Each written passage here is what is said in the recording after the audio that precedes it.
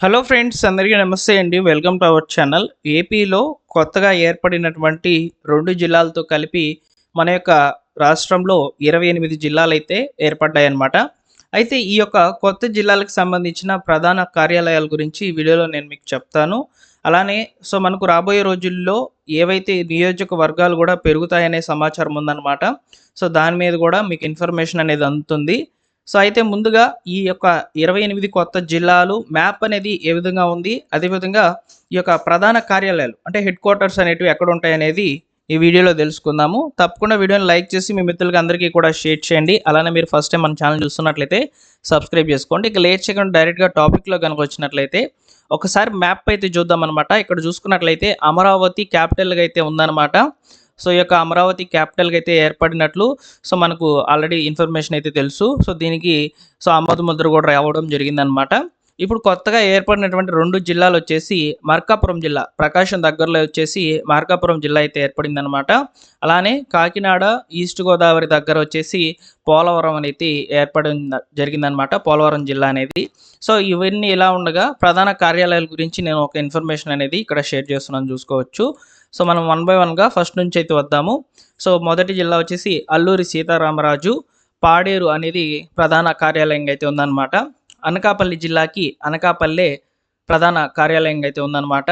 అనంతపురం జిల్లాకి అనంతపురము, అన్నమయ్య జిల్లాకు రాయచోటి, బాపట్ల జిల్లాకు బాపట్ల, చిత్తూరు జిల్లాకు చిత్తూరు, కోనసీమ జిల్లాకు అమలాపురం, తూర్పుగోదావరి జిల్లాకు రాజమహేంద్రవరము, ఏలూరు జిల్లాకి ఏలూరు, గుంటూరు జిల్లాకి గుంటూరు ప్రధాన కార్యాలయాలుగా ఉన్నాయన్నమాట, జిల్లా ప్రధాన కార్యాలయాలుగా.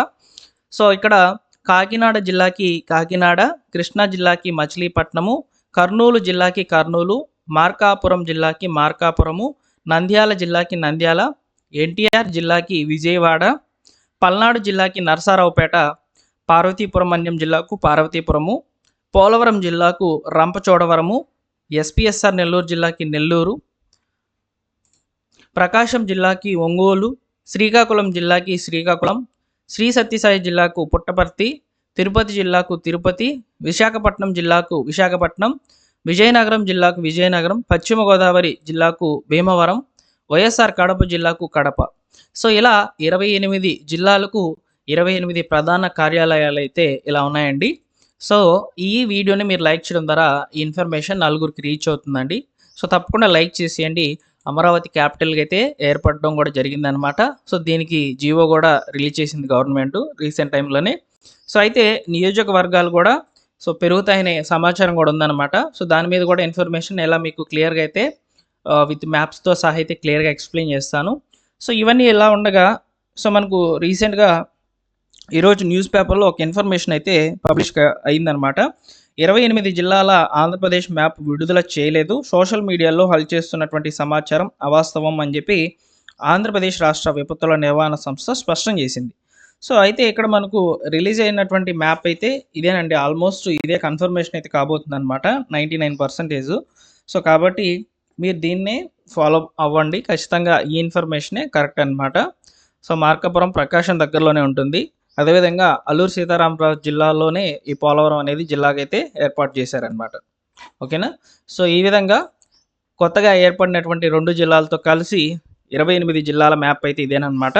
అయితే మీకు నియోజకవర్గాలకు సంబంధించిన వీడియో కూడా కావాలంటే ఒకసారి మీరు ఈ వీడియోని గట్టిగా లైక్ చేసి షేర్ చేయండి, కామెంట్ సెక్షన్లో తెలియచేయండి. నియోజకవర్గాలకు సంబంధించిన వీడియో కూడా కావాలంటే నేను తప్పకుండా చేసి పెడతాను మీకు. ఓకేనా. ఇంతేనండి.